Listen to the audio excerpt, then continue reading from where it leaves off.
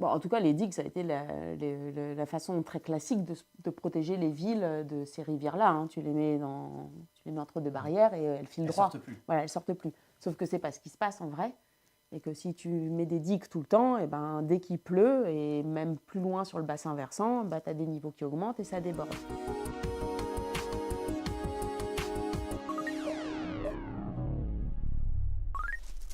En quoi le changement climatique, ça va jouer Ouais. dans le comportement du cycle de l'eau? Ouais. Alors, il y a peut-être des messages clairs et on nous pose souvent cette question-là et du coup, on a un peu tuné depuis un petit moment les réponses. Donc, mais c'est bien parce que du coup, ça fait quelques phrases qui sont assez claires. Sur les Alpes, on va même pas prendre Grenoble, vraiment, sur les Alpes de manière générale, ce qu'il faut comprendre, donc la première chose, c'est sur les températures. Donc on sait qu'à l'échelle globale, on se réchauffe. Sur les Alpes, on se réchauffe beaucoup plus, parce que globalement, on se réchauffe beaucoup plus sur les continents, mais les Alpes font partie de ces hotspots climatiques où il y a vraiment une augmentation de la température qui est beaucoup plus marquée qu'ailleurs. Donc ça, c'est clair et net sur les températures. Sur les précipitations, il y a deux discours et il faut faire attention parce qu'il peut y avoir des mauvaises compréhensions. Sur les cumuls annuels, il n'y a pas de grosse tendance. On est incapable de dire à l'heure actuelle, on a beaucoup moins de précipitations. On a l'impression qu'il y a à peu près le même nombre de précipitations à l'année. Ouais, voilà. Si tu prends un seau et que tu récupères toutes tes pluies qui tombent sur les Alpes, globalement, le seau, il est plus ou moins rempli de la même façon. Voilà. Par contre, et en revanche, ce qui change énormément, c'est la répartition des pluies au cours de l'année. On a des périodes de sécheresse qui sont beaucoup plus importantes. Et vu qu'il pleut la même quantité dans ton seau, bah, s'il y a des périodes de sécheresse plus importantes, ça veut dire que quand il pleut plus fort. Il pleut plus fort. Voilà. Il y a plus il y a une augmentation de ces événements extrêmes. Voilà. Okay. Elles sont plus courtes et plus violentes.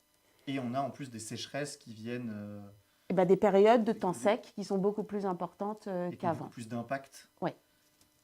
C'est quelque chose que vous étudiez, du coup, la sécheresse, parce que c'est l'inverse de l'eau, quoi. C'est un peu marrant. Bah ouais, carrément. Mais ça a un impact. Ah bah oui, ça a un impact. Alors déjà, rien que sur les rivières en soi, parce que sur les rivières en soi, qu'est-ce que ça fait ?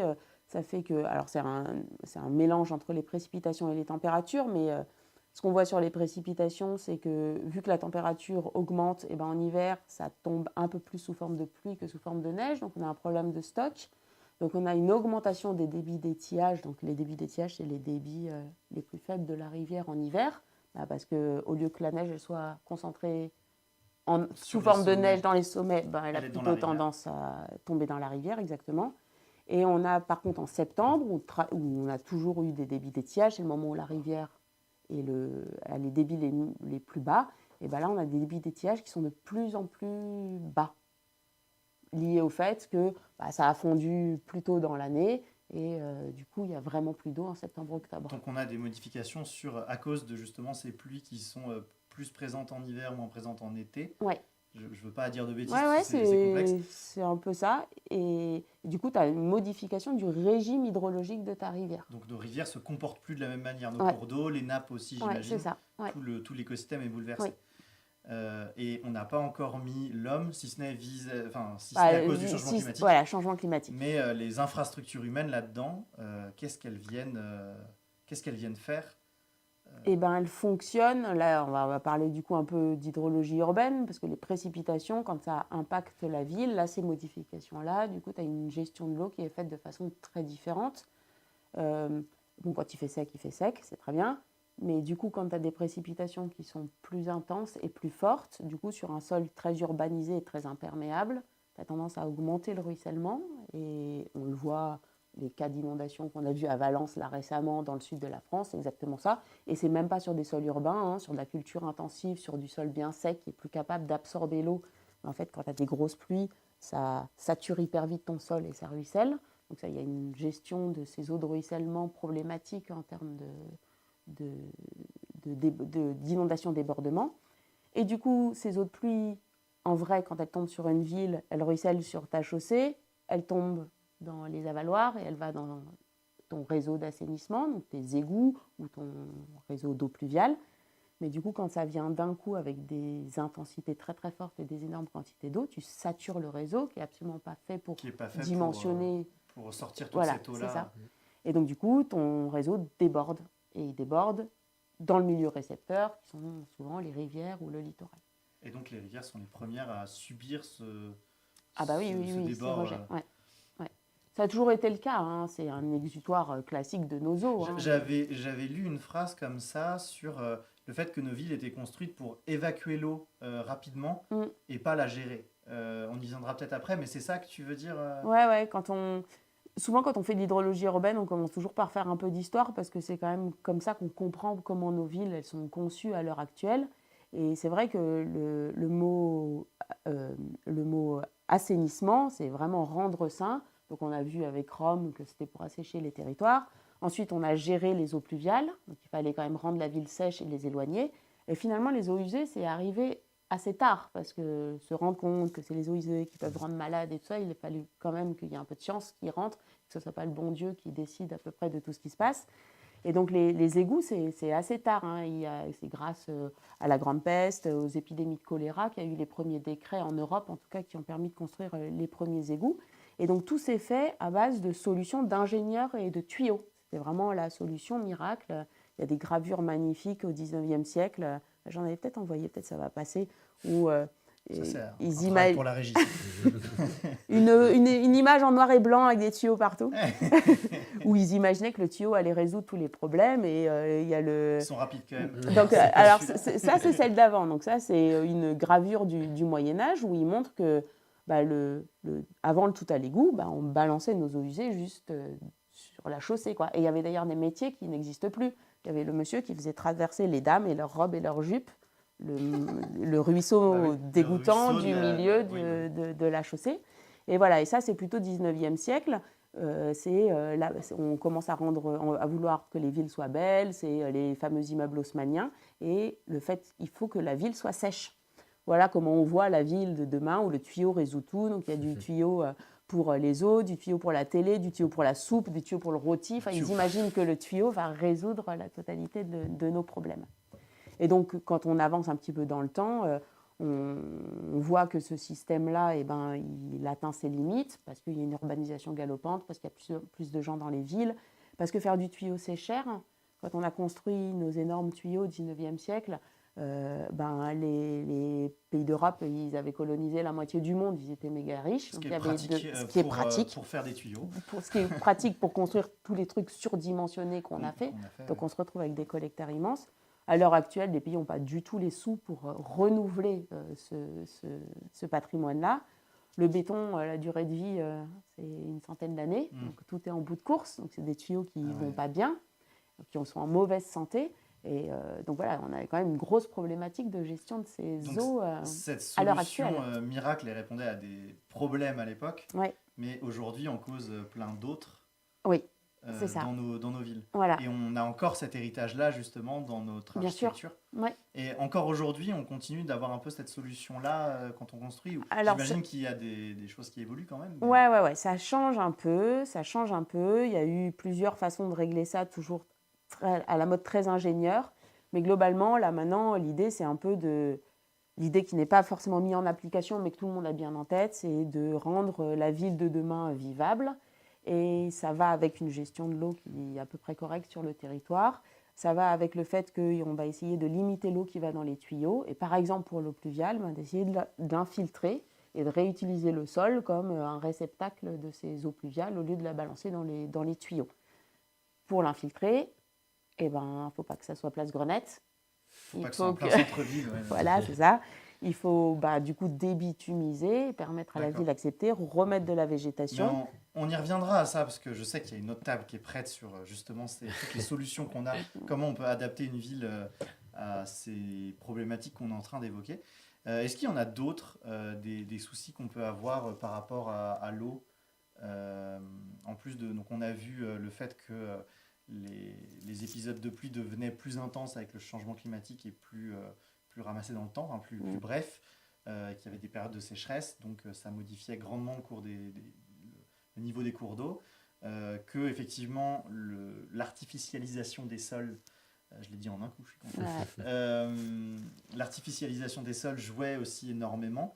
Est-ce que notamment sur les nappes phréatiques, on a des choses qui évoluent Pour revenir sur l'imperméabilisation, Ça peut jouer notamment sur la recharge de ces nappes, donc par la pluie qui s'infiltre dans le sol et qui peut finir par arriver dans la nappe. Donc c'est sûr que l'imperméabilisation des sols joue sur cette recharge et sur l'apport, sur ce qui rentre dans les nappes.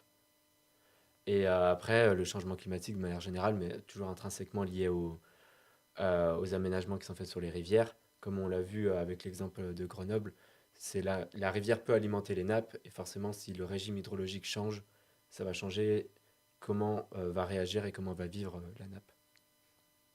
Ok, et comment elle peut, par exemple, qu'est-ce que toi tu peux constater? Je sais pas si tu as pu Pas constater encore. quelque chose, mais et tu t'attends à quoi, par exemple? Comme tu parlais des échanges entre la rivière et la nappe, de quoi, qu'est-ce que tu peux t'attendre à observer dans ces échanges? Tes hypothèses à toi, donc c'était qu'il y avait trois nappes qui se rejoignaient, Ouais. mais qu'est-ce que tu t'attends à observer là-dedans? Euh, je m'attends à observer plus des impacts à court terme des impacts anthropiques, plus que des impacts du changement climatique, en tout cas dans mon esprit. Euh, Avec par exemple l'évolution des cours d'eau et des lits des rivières, si ceux-ci baissent ou à l'inverse avec les barrages et la rétention de sédiments augmente. Ça va jouer sur l'apport qu'on peut avoir de l'eau de la part des rivières dans les nappes. Euh, Qu'est-ce qu'il y a comme autre impact? Bah, c'est toute la gestion du risque inondation aussi en ville qui peut être impactée ce qu'on- par l'analyse de ces flux-là.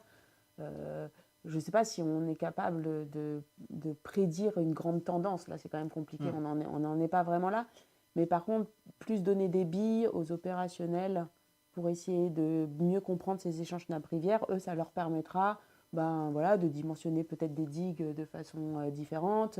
Ça leur permettra peut-être de mettre de la gestion d'infiltration un peu différente sur le bassin grenoblois. Voilà, une gestion des eaux, juste. Tu parles de digues, il y a encore des projets parce que j'ai l'impression parfois que c'est une solution qu'on avait avant, c'était il y a de l'eau, on met un mur et comme ça l'eau arrête de nous embêter. Tu parlais du fait qu'on rendait leur espace, leur vie aux rivières aussi, c'était un peu la tendance. Euh, une digue peut permettre de résoudre des problèmes comme ça de manière un peu plus respectueuse de l'environnement, parce que j'ai l'impression parfois que, et c'est peut-être une idée fausse, Mm. qu'on va construire une digue, c'est quelque chose de tout de suite très polluant, ou une solution de on met un mur, comme ça au moins l'eau elle passe plus de ce côté du mur là. J'ai les villes de ces rivières-là, hein, tu les mets entre deux barrières et elles filent Elles droit. sortent plus. Voilà, elles sortent plus. Sauf que c'est pas ce qui se passe en vrai. Et que si tu mets des digues tout le temps, et ben, dès qu'il pleut, et même plus loin sur le bassin versant, tu as des niveaux qui augmentent et ça déborde. Et ça, c'est l'Agence de l'eau dans les années 70 qui a fait un gros travail en expliquant vraiment, ils appellent ça la solidarité à Mont-Aval, d'expliquer qu'en fait, on ne peut pas gérer une rivière juste à l'échelle de ton agglo, de ta ville. Parce que ça va avoir des répercussions sur les autres. Sur l'aval, et que l'amont va avoir des répercussions sur ta ville, et que il faut avoir une politique de bassin versant. Typiquement à Grenoble, c'est un bon exemple aussi, c'est endigué jusqu'avant le campus. Globalement, c'est bien endigué. Là, les ouvrages de gestion des inondations qu'ils ont fait, c'est justement de laisser la possibilité à l'Isère de sortir de son lit au niveau des champs de salade du début du Grézovaudan, pour que si jamais, quand l'Isère est en crue, vaut mieux qu'elle sorte de son lit et qu'elle inonde les champs de salade, Champs, et qu'elle revienne à un niveau normal à l'intérieur des digues et qu'elle ne sorte pas en plein centre-ville. Voilà. Et on a vu sur les inondations de novembre et décembre 2023, ça marche. Bah ouais, carrément, ça marche. On inonde des champs. On inonde des champs, on a inondé des zones en ville qui étaient inondables, on a le droit d'inonder une piste cyclable, on a le droit d'inonder les quais, on a le droit d'inonder certaines choses. Il n'empêche que les bâtiments ont été à peu près protégés. C'est fou parce que l'inondation, c'est quelque chose de naturel par excellence. Ouais. Et pourtant, tu dis on a le droit d'inonder. Ça veut dire qu'on arrive à maîtriser quand même le cours d'eau et de faire en sorte qu'il se comporte d'une certaine manière. Ouais. J'ai vu qu'à Rennes, notamment, il y a 2 semaines à peine, les inondations à Rennes, il s'était passé la même chose. Ils avaient l'air contents, entre guillemets, d'avoir pu inonder certaines zones qui étaient prévues pour, et que visiblement ça a bien marché. Ouais.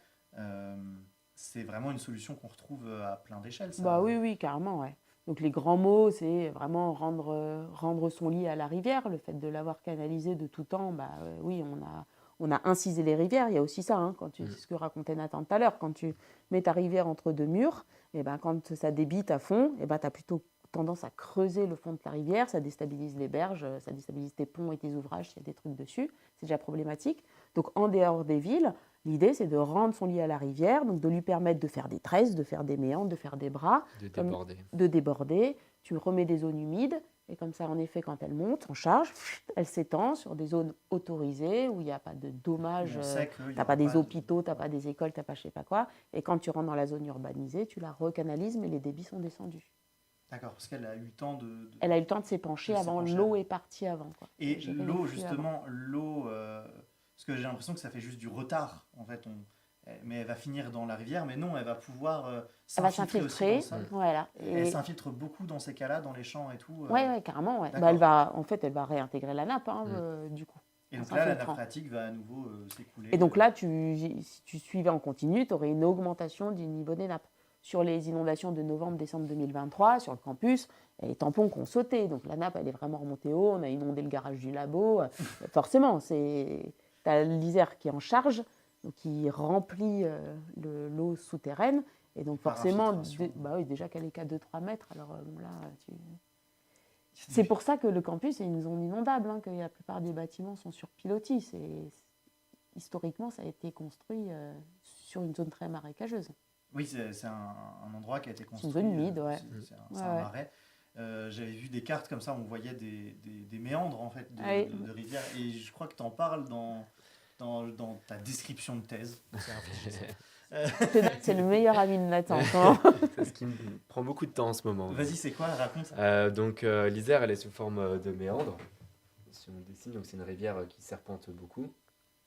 Et lorsqu'elle est en crue, elle va avoir tendance à évoluer, à bouger et à raccourcir ou détruire des bras et créer... Ah, donc elle va créer d'autres méandres. Exactement, elle va créer d'autres méandres. Donc celui-ci, par exemple, c'est un ancien, et celui-ci est actif.